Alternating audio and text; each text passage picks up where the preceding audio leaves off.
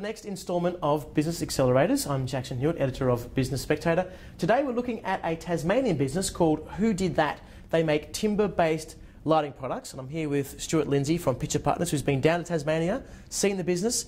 Stuart, this is an unusual business, isn't it? It is, and it's a fascinating one. The product is called a grandelier. It is a timber lampshade. It's made from locally sourced Tasmanian timber that is fully accredited, so it's been grown and processed in eco-friendly manner, and ultimately it gets flat packed and sent out to wherever you are and assembled, and these beautiful lampshades just hang in your living room or your house, and it's just a remarkable business. And what do they sell for, these things? I understand retail price somewhere around the $500–600 mark. So they're not cheap products, but they're not your standard down light. These are artistic products, well designed, beautifully made, and crafted for the person who loves their design, their interior design, and is interested in the fashion of the lighting in their house. And they have some unusual buyers around the world, is that right? They do. They have an international customer base. They have royalty in Europe who swear by their product and love their product, through to mums and dads and young single people looking to deck out their pad. So they're in a space where no one else is in the market, it sounds like. But how's the business going? The business is not achieving its full potential at the moment. It's sort of at the point at the moment where we're covering our costs and we've sort of got our fixed costs or our overheads covered, but we really need to increase the volume to then start improving the profitability of the business. And so there's both James and Loz work in the business. Loz is the artistic side, James is the marketing kind of administration side. Yep. What do they need to do now to bring that business to the next level? Yeah, and it is focusing on sales, domestic sales or international sales, or both.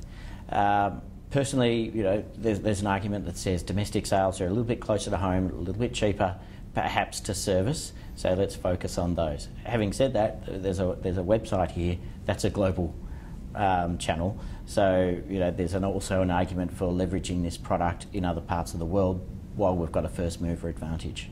Now, channel sales is a really important thing to look at when you're looking at your marketing plan and you're looking at your pricing plan and looking at where you can get the most bang for your buck. So I understand it's about 32 odd resellers who take the product. Only 8 or so of those really push their product properly down to their audience.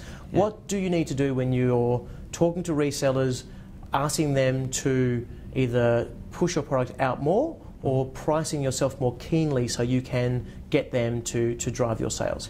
Ultimately, when we're talking about channels to market, the key question to ask is who are we trying to reach, what end customer are we trying to reach, and how do they want to buy the product? That helps us then start to design, well, these are the channels, these are the resellers that we need to sell our product through.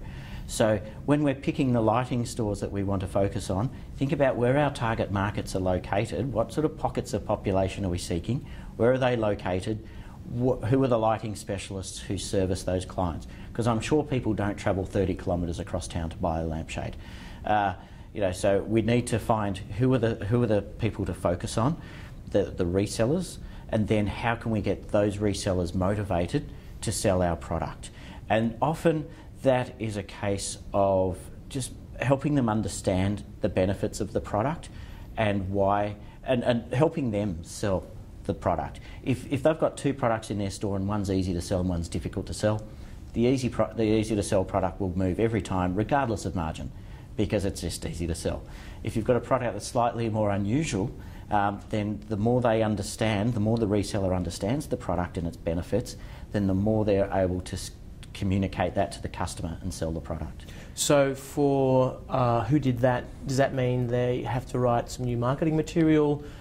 Should James or Loz spend time in store talking to that reseller and talking them through the product? What's your recommendation there? There's a couple of points that you raised there. One is on the marketing material. So the types of consumers that James and Loz have described who buy their products are people who are design aware, interior design aware. So it's the people who love to have their friends around and talk about items of furniture or artwork that they've got in their house and the history behind them and the designer, etc.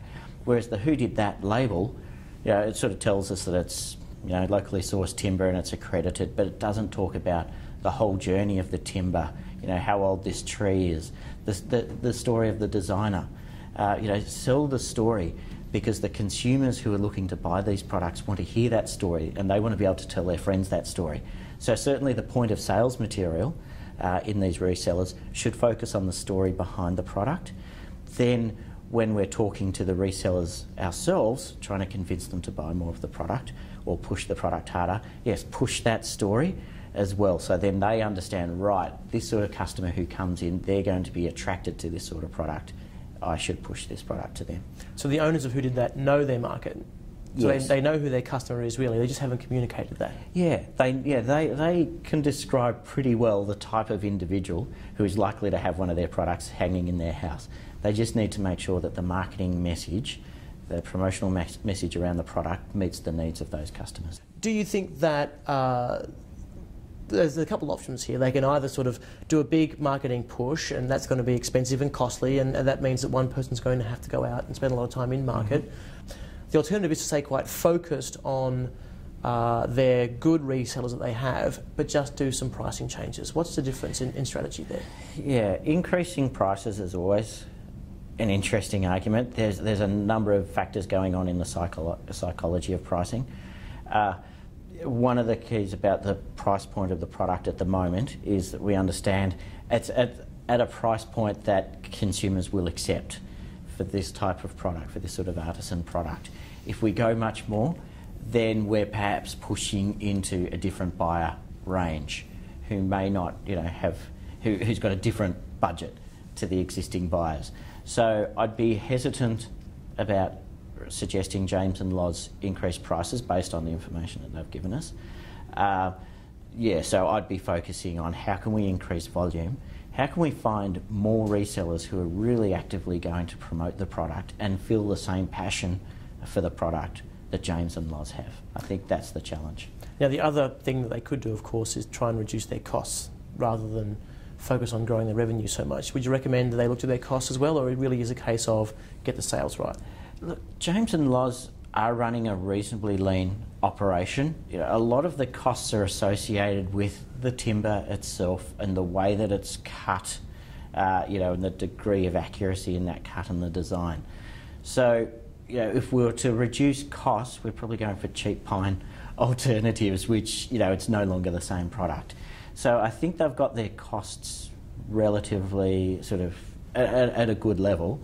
I think it really is just focusing on getting the return, getting the sales up. Stuart, thanks very much. Pleasure.